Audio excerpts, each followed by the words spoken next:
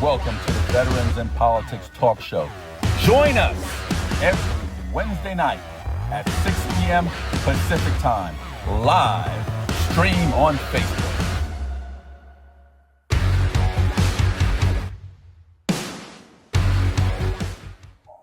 Folks, we're back. This is Steve Sanchez, Stephanie Willis for the Shannon Nordstrom Show.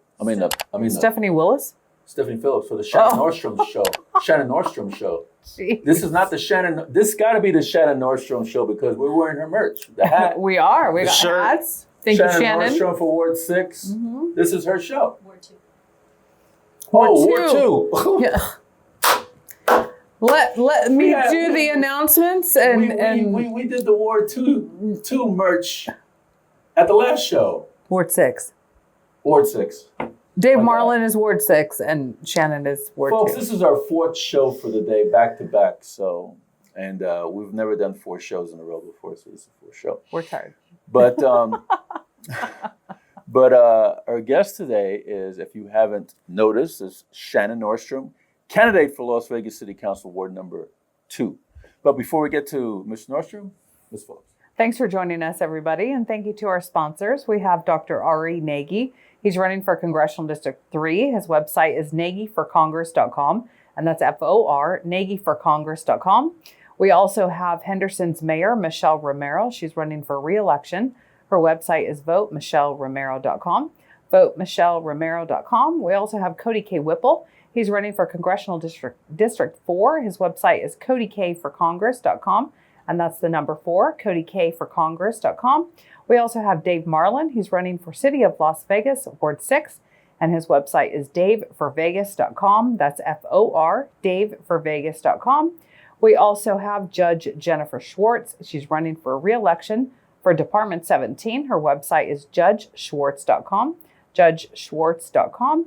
And we have George Harris. He's running for Senate District 8. His website is votegeorgeharris.com, votegeorgeharris.com. And we have Tim Ross over at the North Las Vegas Hangars Association. If you'd like to know more about what they do and advocate for, the website is vgthog.org, vgthog.org. And we have our newest sponsor, Trent Richards. He's running for Justice Court over in Henderson, Department 4. His website is trentforjudge.com, and that's number 4, trentforjudge.com. Don't forget to grab your copy of Steve's book, How to Navigate Nevada's Family Court System. You can get a copy on Amazon for $14.99. If you are a litigant in family court and you can't afford an attorney and don't have one, this is a self-help book and it will help you navigate that system. We also have a merch store. It's VIPImerch.com, VIPImerch.com. There's all kinds of fun things for you to check out there. And also the primary early voting is coming up soon. It starts on May 23rd, and I'm sure you have your sample ballots.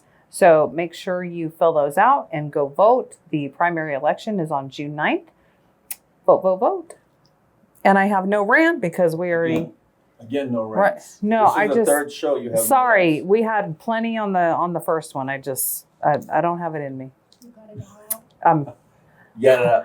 Too she tired. Got rants out her system. Woo! That was a hot show. First time ever.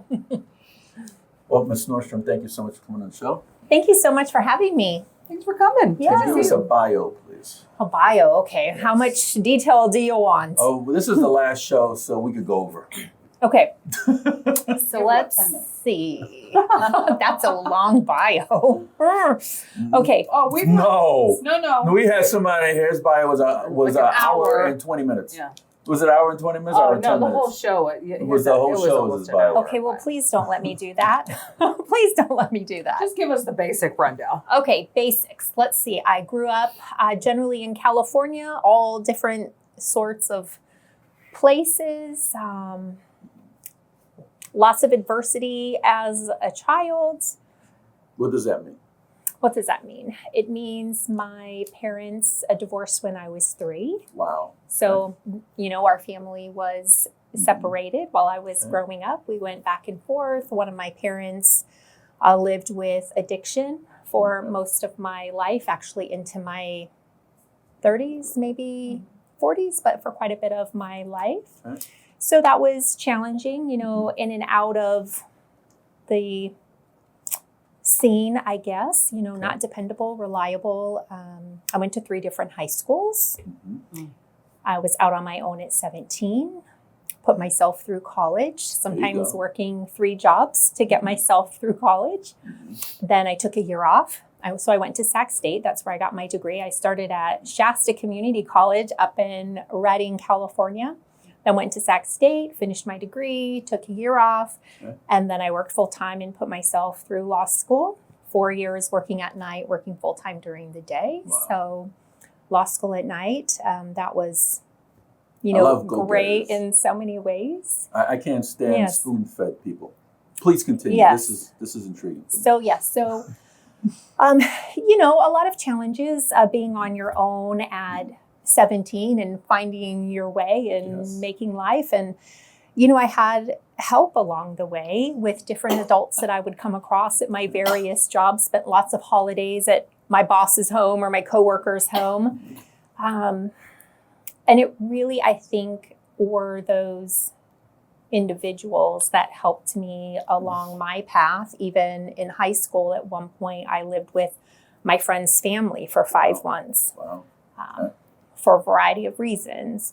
And so I think that's where my heart to give back comes from, are those people who helped me when I was a youth and a young adult trying to find my way when they didn't have to. A lot of people could relate to what you just said. Please keep going. Yes, I think that's true. And so, I do a lot of volunteer work in our community, kind of after I got my footing under myself as an attorney, out in the world by myself. It really was when I moved here. I had been an attorney for about 6 years. We moved here in 2007, my husband and I. And straight away, I got involved in the community and started helping out and creating different programs to help people. The first thing was a mentoring program for first-year law students at Boyd. That was the first thing that I did. Okay. And then I volunteered for a nonprofit called Project REAL. I don't know if you've heard of that, but REAL stands for Relevant Education About the Law. And I started as a court tour guide.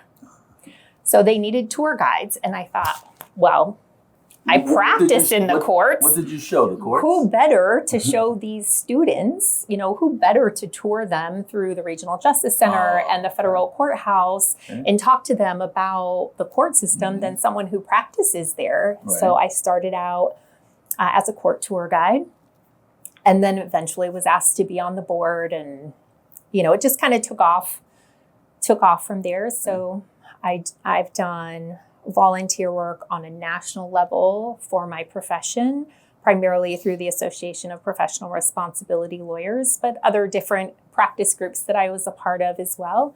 And then right here in our local community. And so my husband and I moved here in 2007. He was actually deployed to Iraq as a reservist in 2010. So he spent most of that year. What branch? Navy. He's a CB. Okay. I love CBs. Thank you. They could build, I love my CB. They could build everything. Yes, they can build everything. Is he very handy around the house? He's super handy. Of course they are. He has just crazy mad skills. Mm-hmm. So he can build just about anything that you need to have built. So that's really great and helpful. And then we started our family here in 2000. Kids? Mm-hmm. Okay.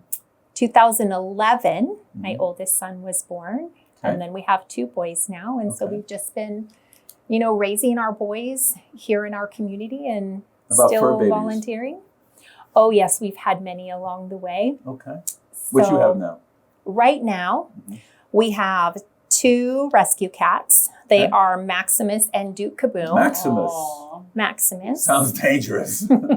He's big. He's large. He's a large And cat. in charge. They're both brown tabbies. Okay. And we got those at the same time my husband got his service dog, Okay. Emma. And What breed is it?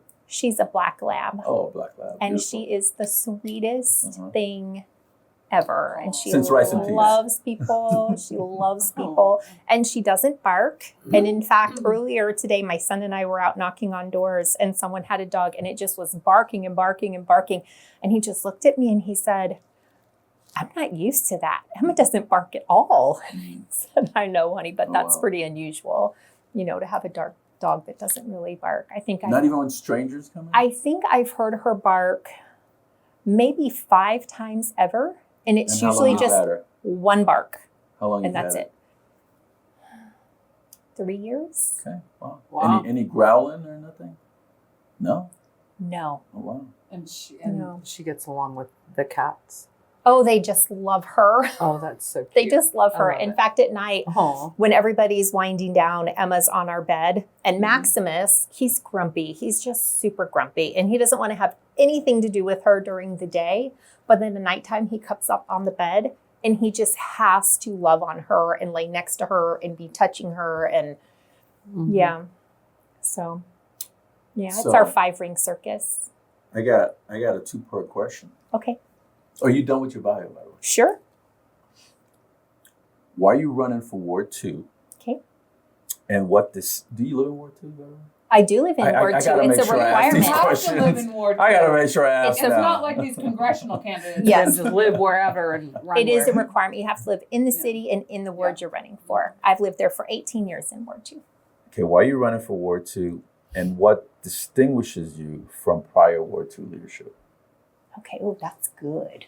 So I'm running for Ward 2 to represent the people, businesses, and neighborhoods of Ward 2 and to bring transparency and accountability and practical solutions to City Hall. And by that, I mean, one of the components of being a city council person is that representation piece. And I believe that is so very important. And I believe our council people need to be accessible to the people and listen to the people and be responsive to the people, not just when it's election time, but all the time. And so I think it's important for us to have someone in that role who's committed to doing that and has experience working with the community like I have, and the just various different roles that I've had and the nonprofit experience that I have. And that goes with the accountability piece too, is being responsible to the people, but also as part of the transparency. One of the things that I've heard as I've been on my listening tour, I don't know, for a little over a year now, is that people feel disconnected from City Hall and they feel a lack of information, and not specifically in Ward 2, but kind of all around the city. I haven't heard it so much in Ward 2, but we haven't had a lot of really big things going on for a while. We do now. And what they're telling me is they don't find out about big decisions that have been made until after they've been made, and it's too late to do something about it. And so what I would like to bring, and I believe this is part of what distinguishes me from the other candidates, is a substantive newsletter. And I'm still an outsider looking in, so I don't know that this is possible for sure. But if it is, what I would like to do is bring a substantive newsletter that informs the constituents what big projects are coming up, what zoning changes are being requested or planned or what have you, and then share with them too how they can be involved. Not necessarily take a position, but just give information.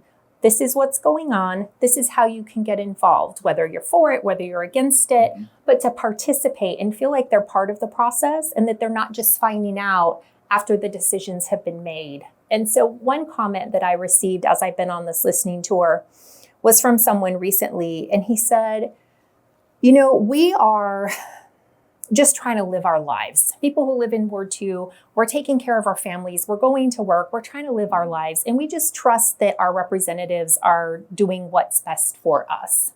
And we don't have time to look into all this and figure out, the nuts and bolts of what's going on. And I really took that to heart and thought, that's the same for me. When I'm working a job and raising my family, I'm not looking all this stuff up to see what's going on and if people are doing the right thing. So why can't I take that on as part of my responsibility to inform Ward 2 about what's coming, what's proposed, so that they can be informed without having to look it up themselves and take that time. And then the practical solutions. I'm a problem solver.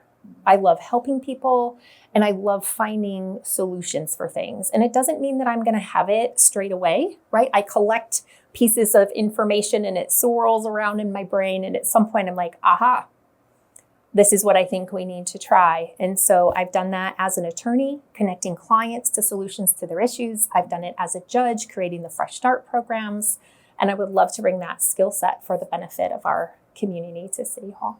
And you have a unique background out of if and when you get elected to city council, because you did sit as a judge. And Ms. Phillips and I was down there trying to tell them how to establish some type of program when it comes to filling vacancies for judicial candidates, to try to follow the Judicial Selection Commission program. Mm-hmm. Since you sit there, you could probably write the whole thing for them and submit it, put it on the agenda item and said, okay, this is how we're going to do it moving forward. So interestingly enough, the process for filling judicial spots with the city is actually in the city's charter. So there is a process. Really? I believe didn't so. sound that way. I don't think that they knew that, because I when we believe came so. to testify, it could be in there. At municipal court? Yes.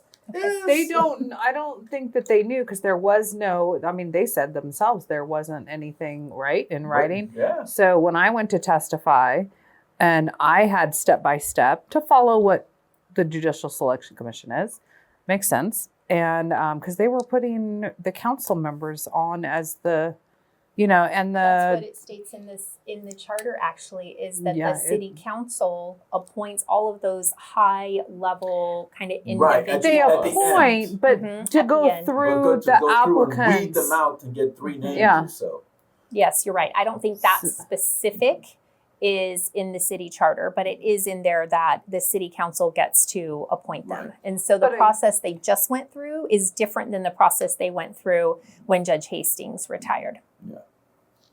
It still needs some tweaks. But I left my testimony there because the mayor wanted to see what it was, like a step by step. So hopefully some of those are implemented for the next go around. Yeah, I We'll don't see. know. We'll see. Yeah. Since we're on that subject, as a city council member, what would you look for in a judicial candidate to represent the city of Las Vegas? Thank you. I would look for someone who has a record of being, as an attorney, of following the law, being respectful of the profession, having a good temperament, being civil. That's one thing that I found when I was in private practice and I was a litigator that was very discouraging, was that a lot of attorneys were not civil to each other. And it's business, it's not personal. And I believe a lot of them crossed the line. And so I would want someone who's not known for doing that, someone who's known for being civil and respectful and following the rules and not getting sideways of their trust account, that they have built that trust with the community. I would also look for, I think this is very important for all elected officials, really, is volunteering in the community ahead of time. I want to see that. When I used to hire attorneys, I always looked to see if they had volunteer work, that they do something outside of themselves, that they're not getting some sort of a benefit in return for. To me, that's something that's very important, particularly for judges, but really all elected officials. I like to see people who volunteer and give back and aren't just doing what they're doing completely for themselves. So, Could you explain the boundary lines regarding Ward 2? sure, it looks like a jigsaw puzzle piece. And it's a 2-part question.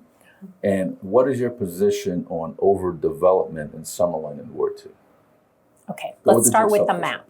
Okay, so it looks like a jigsaw puzzle. So the easternmost boundary is Buffalo. Between Buffalo and Durango, Sahara, and Charleston, that is Ward 2. The block right above it, between Charleston and the Summerlin Parkway, Buffalo and Durango, that goes over into Ward 1. And then it goes from the Parkway up to Lake Mead. There's a small piece there that goes back over, I don't know if it's Ward 1 or Ward 4, but it's out of Ward 2. There's one precinct, which is South Shores, that's above Lake Mead, that is part of Ward 2. And then if you go along Lake Mead, it's generally the northern border until you get over by Sun City Summerlin. There's a piece of Sun City Summerlin that comes south of Lake Mead. All of that goes up into Ward 4. You have Red Rock? Not the country club, no. And then it goes west there. Lake Mead is the northern border. On the south side, so that part between Buffalo and Durango, Sahara and Charleston, that's Ward 2. At Durango, between Durango and Hualapai, it goes all the way down. Exactly. It goes, I told you it was a jigsaw puzzle most piece. candidates just give the general, People, because people ask me all this of a lot. these districts are so gerrymandered. It's so funny. This is So great, though. It goes Yeah, all go the way ahead. down to Desert Inn. Uh-huh. So between Yeah. Durango and Hualapai, it goes down to Desert Inn. That captures the lakes, Pocole Ranch, Canyon Gate, up to Lake Mead. As soon as you get west of Hualapai, the southern border is Charleston. So you have to be north of Charleston, south of Lake Mead, going over. Okay. So the second part, what is your position on overdevelopment in Summerlin? What do you mean by overdevelopment? Building too much. So I don't know. Do you think it's building too much, by the way? So I don't know. Okay. I do know that there are a lot of plans for that Summerlin West area, that Howard Hughes is building that up. I don't know all of the details right now. I'm just not privy to all of that information. So I don't know, but I hope that it's being done in a responsible manner and that the infrastructure has been planned for, that the schools that we may need in the future for all the building that's taking place has been planned for. That would be my hope, but I don't know all of the details of that. Ms. Phillips? What is the biggest issue that people have as you're door knocking? What are they telling you the most that they want The number one changed? issue is public safety. Oh. And public safety means many things. On the big level, it means making sure that our first responders, our police and our fire are not defunded. That they're funded, that they have the resources, the training and equipment they need to help keep our neighborhood safe. But public safety really is a partnership. It's a partnership between our first responders and the city, because families need reliable infrastructure. So the city needs to do its part to make sure that its roads and its parks are maintained, our crosswalks are well designated, our street lights work, our traffic lights work, and that the traffic is flowing. I hear a lot about the timing of traffic lights in Ward 2. Let's see. I also hear about, within public safety, Potholes. homelessness. Yes, that's part of keeping our roads maintained. I hear about homelessness, and I hear about home and car break-ins. I also hear about the misuse of e-bikes and e-motorcycles. And what do you mean by misuse?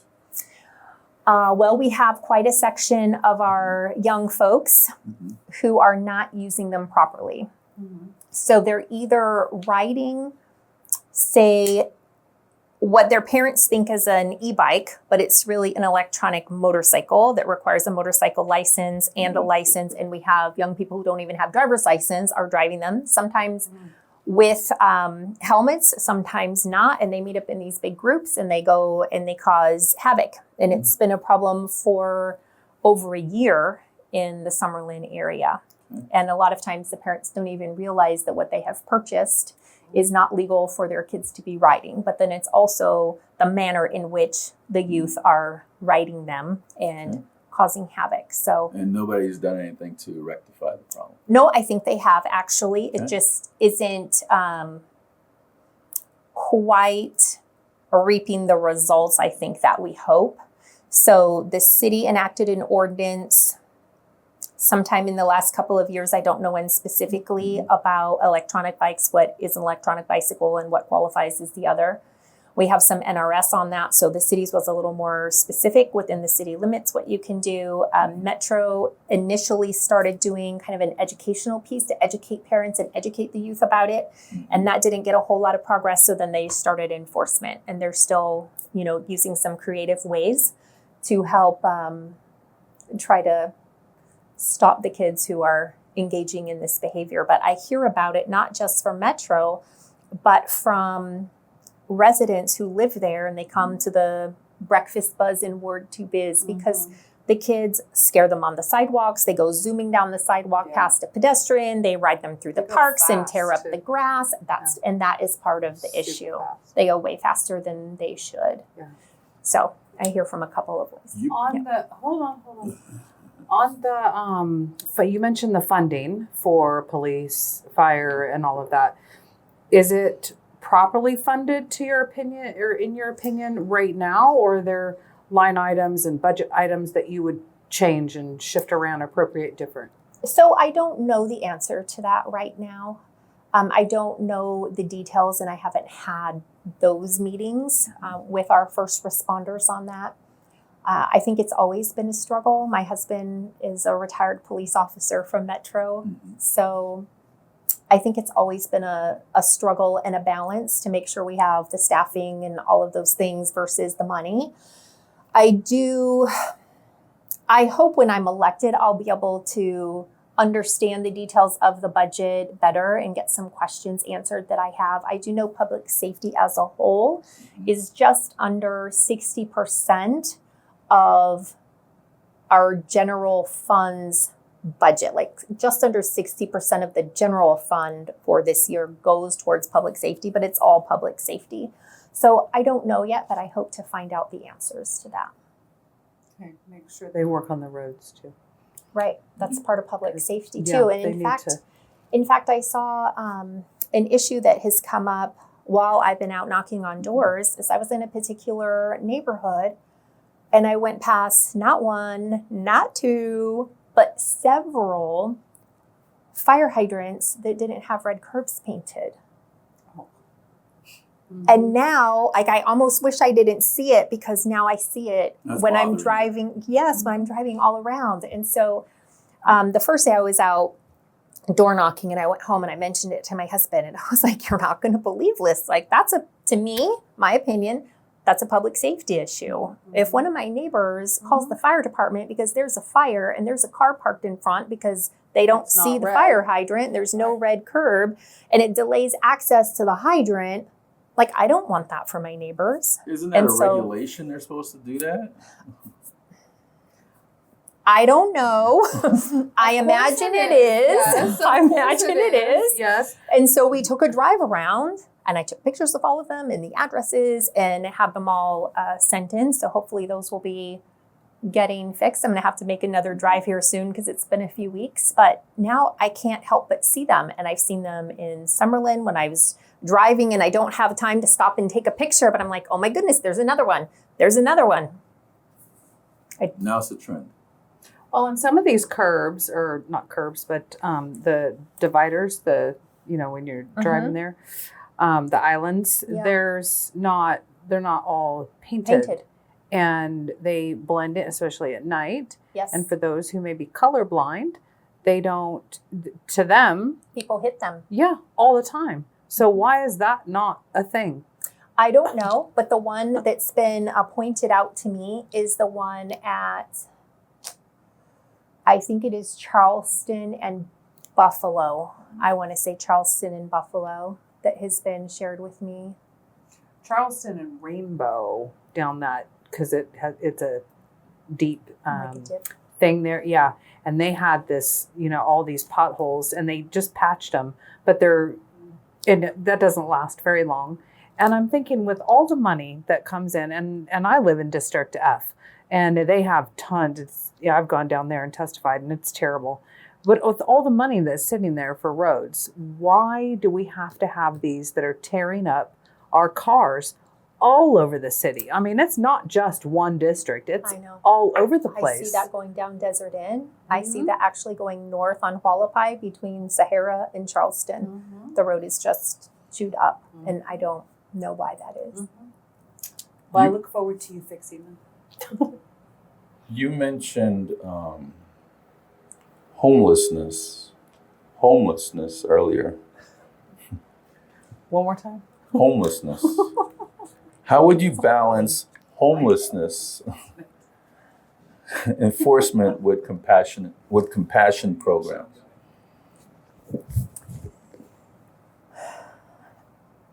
I don't know quite yet because I'm not on the inside yet to see what. Francisco? No, to see what the available options Send them over there. Where are. Gavin got all of the money But- and he's really not going towards the problem. But I think it does take compassion and accountability. I think that's what we need to address it. Would you And address the mental illness that goes that's along with part it? of the picture, substance abuse, mental illness. And we need to address mental illness and mental health on a bigger scale anyways, in my opinion. And I have some ideas for that too. But yes. And so I know the city is, working. It's a public-private partnership for the Campus for Hope. I think that's one piece. The city has the Homeless Resource Center. That's another piece. And from the mayor's recent State of the City address, she mentioned something else that they're going to start. So what I'd like to do is really get in and figure out, what is the city doing? How are they doing it?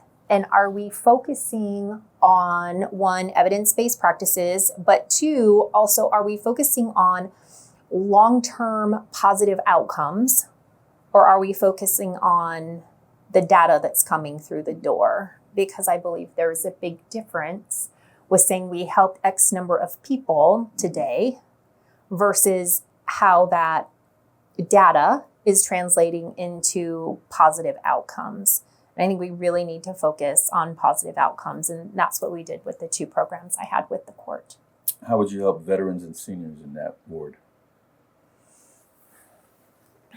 So I would like to believe that most of the things we do will help our veterans and our seniors, whether they're the activities or keeping the roads up so that it's not damaging their cars and costing them They want extra something money. special. Right?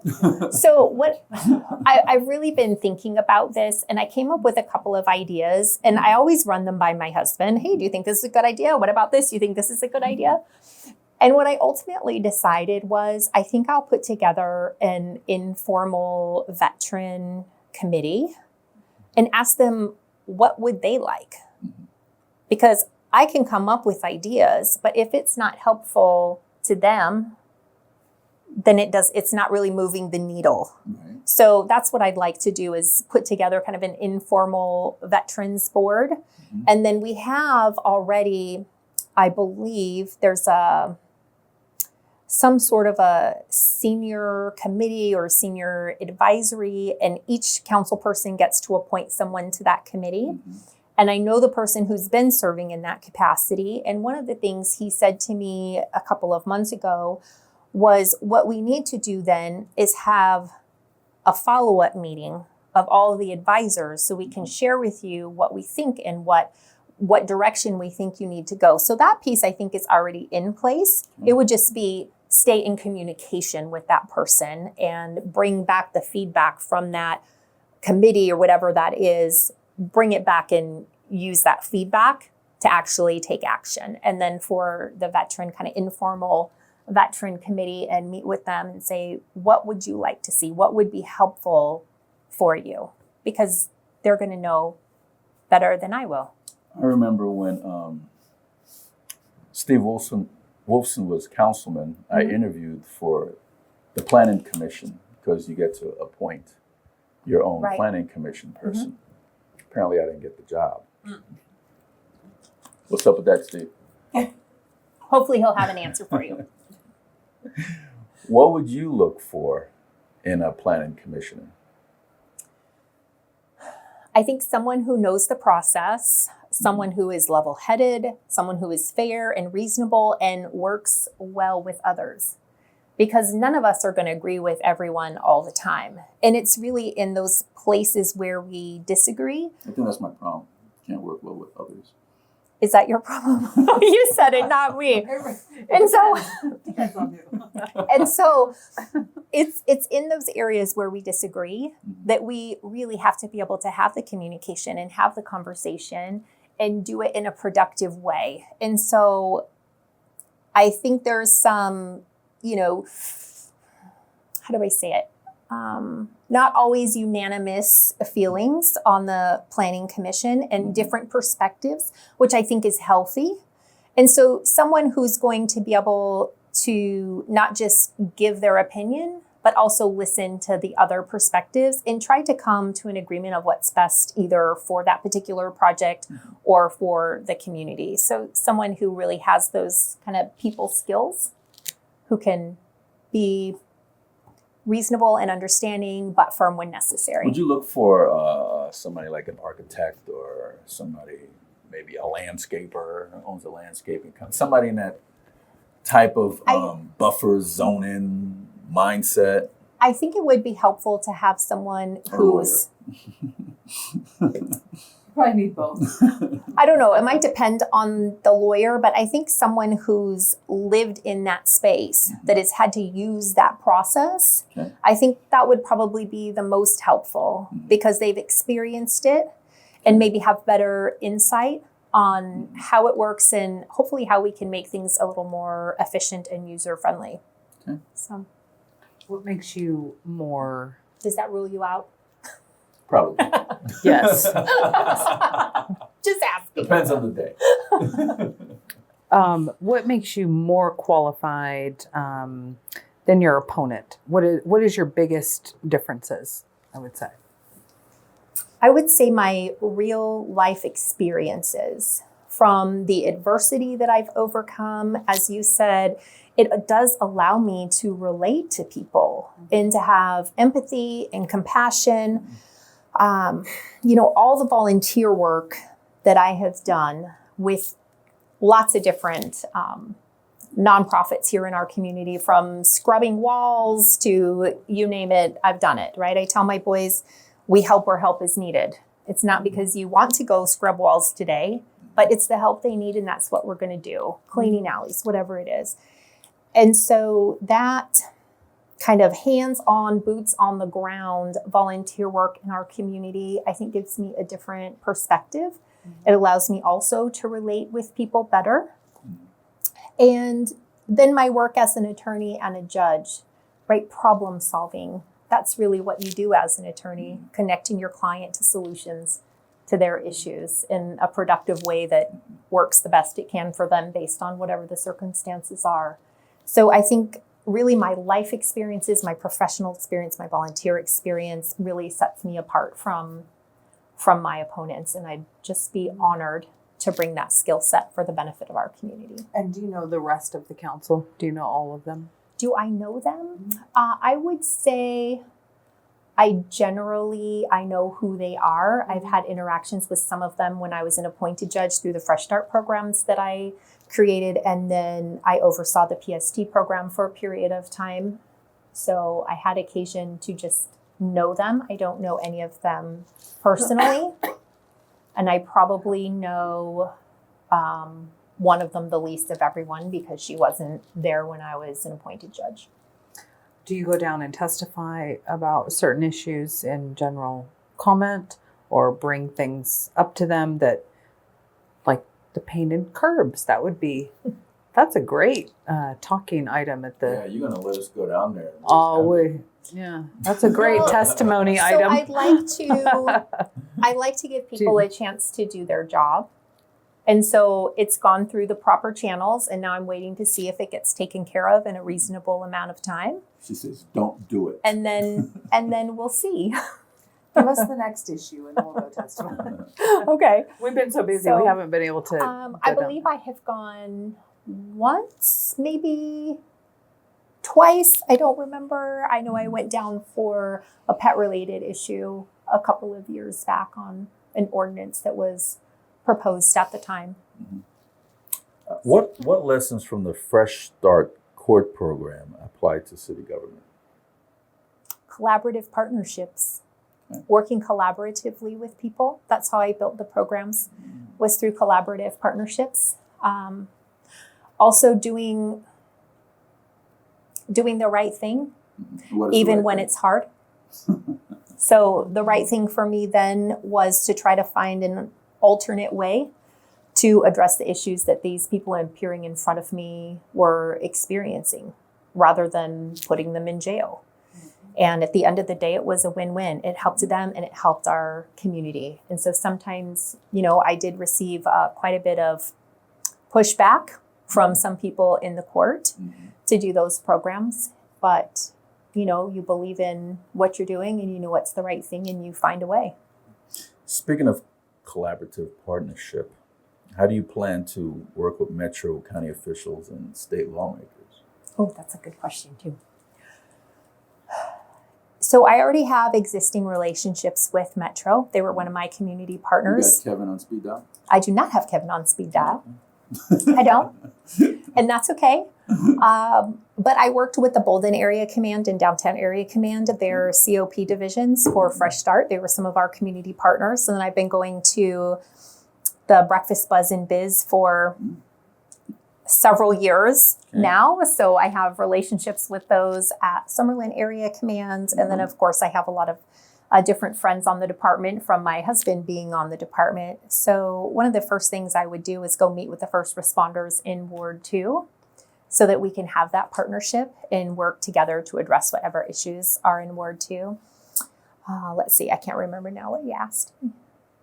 I got off on the Metro tangent. Well, Metro, there's county officials and state lawmakers. So I generally bring a collaborative spirit to all the work that I do. So I'm happy to reach out and work with people, particularly if they have different views. Like I said, that's really when we need to have the communication and make sure that it's open and honest so that we can understand where everybody stands and what the ultimate goal is and find the common and work together for our community, whether it's state officials, whether it's our first responders, whether it's county, the rest of city council. That's the way I prefer to work. Let's just do what's right for the people. So you sat as a judge in the city of Las Vegas. I know you have these judicial canons you had to follow. But what are your views on ethics and transparency when it comes to city government? I think we need more of it. What does that mean? So more ethics or more transparency or both? Both. So as a practicing attorney, one of my areas was attorney ethics. Ah, really? So yes, really. So I think I might have known that. I think you did. That's how we actually first met. Way back a long time ago. Yeah, I think it was 2018, I think. Mm-hmm. So look at this side. what I hope to bring to Ward 2 Let's hear it. is yes, ethics, transparency, accountability. And I think things just need to be an open book. I'm in this for the people. I'm not in it for myself. So that's just where I fall. I and like a lot of people don't appreciate that. So I have found. Yeah, there's a lot of people that are not accountable. They don't want to be accountable Right. to the people. They're kind of there for themselves to promote themselves, the things they're doing instead of, they forget sometimes that they're working for the people. Right. And that's the whole point of it. So Indeed. yeah, it's very good. Yes. Well, here's one question. Sure. You're like, oh boy. How would you address affordable housing while protecting existing neighborhoods? So that's a tough one. And I think I still have a lot to learn when it comes to this topic and that I would learn from the inside, but it's okay because I love learning and tackling things that I don't know. I think right now, based on what I do know, there are a few things perhaps that we could do. And I heard this idea, I've heard it a little bit over the last couple of years, but even more recently by someone who articulated it very well. And that was, we need to somehow incentivize when people sell their homes to sell them to people, not to entities, because the entities, not to investors. Yes. And so I'm not sure what we could do about that on the city level. It may be more of a state issue, but I think we really need to look at all of the options because it definitely is an issue. I think another thing that we do have control over, and I've heard this feedback from many different areas, is that we need to make that planning and permitting process more user-friendly, more efficient, and more certain. So people know what to expect as far as how much it's going to cost, how much time it's going to take, and really try to take out any unnecessary delays. Because when we have builders who are trying to build housing, time is money. And the more delays are kind of built into the process, the more that housing is going to cost at the end. So I think as a city, I believe we should look into that and help that process out. So we're not inadvertently, unintentionally, whatever it is, adding to the bottom line of the homes that are coming online. You ready for this one? Sure. How is your stance on campaign contribution and developers and special interests?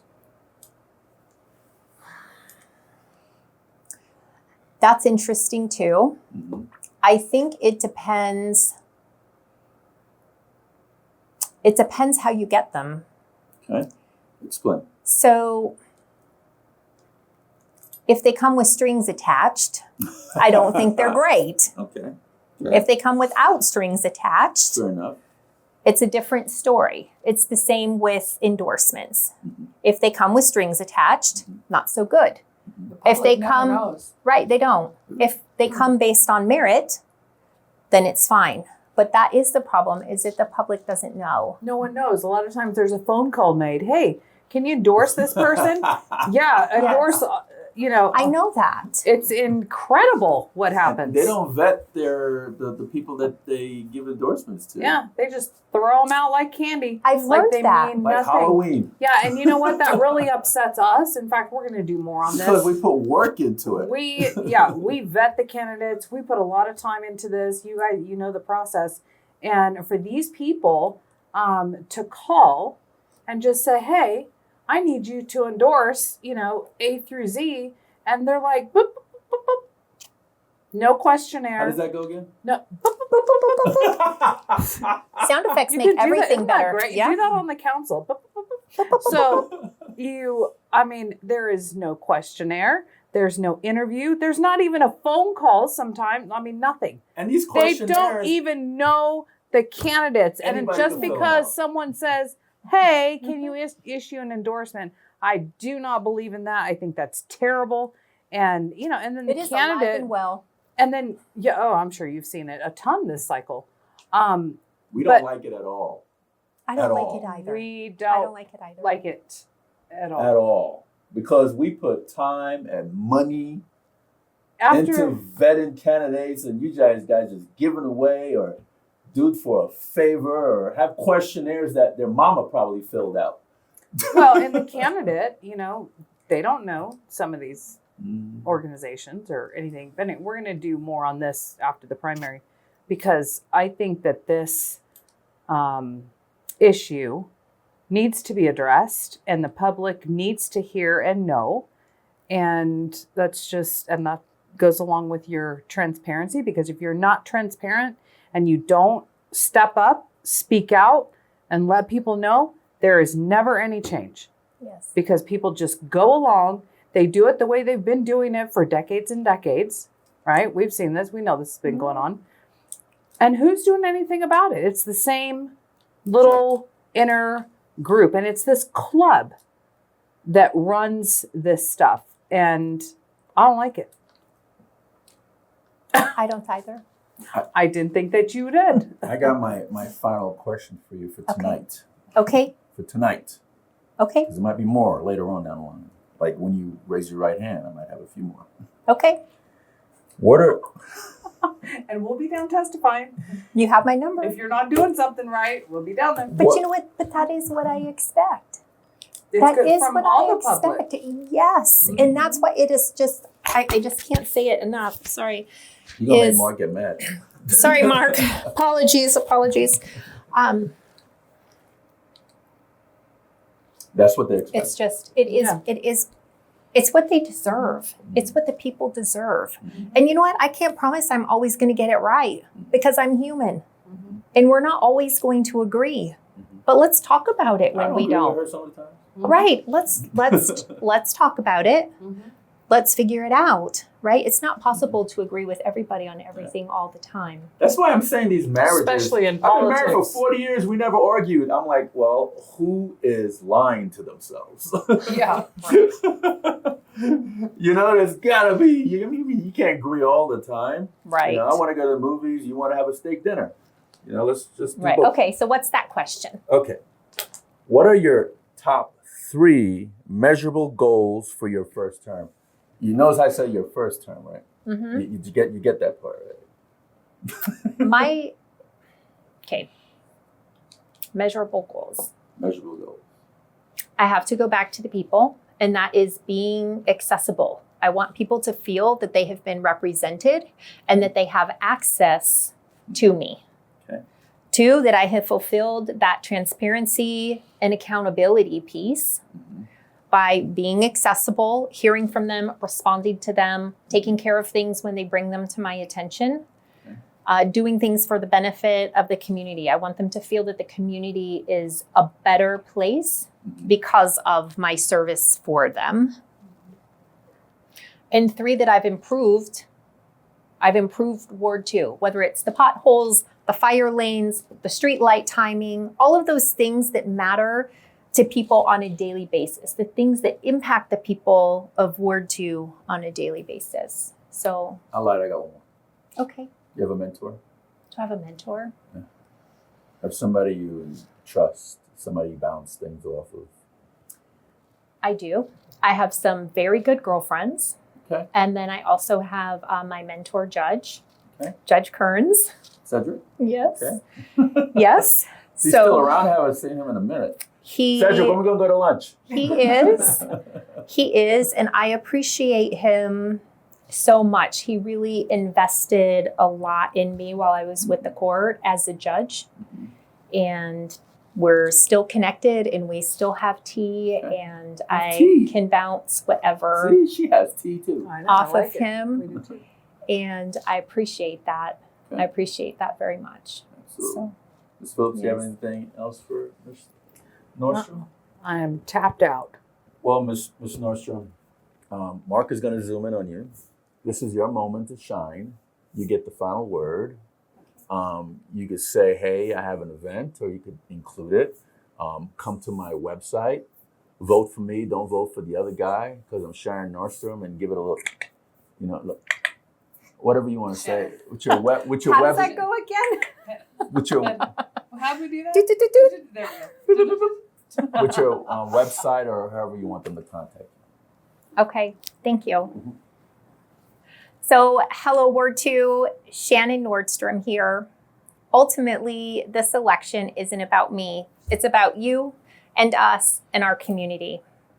I'm asking you to vote and choose me as your next city council person, Shannon Nordstrom, to be your council person, your voice, and your partner at City Hall.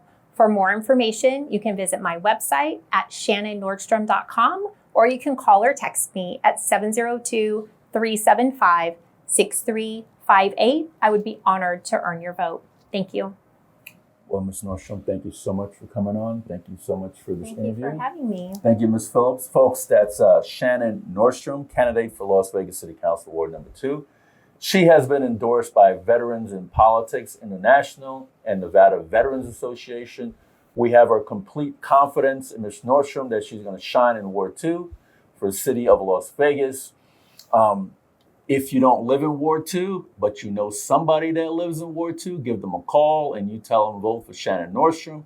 And if you're in Ward 2 and you don't have a yard sign, call up Shannon Nordstrom and get yourself your yard sign, or get one of these fancy shirts and hats. She has a lot of merch. This is Steve Sanson, Stephanie Phillips with Veterans in Politics. Until next time. Join us every Wednesday night at 6 p.m. Pacific Time, live stream on Facebook.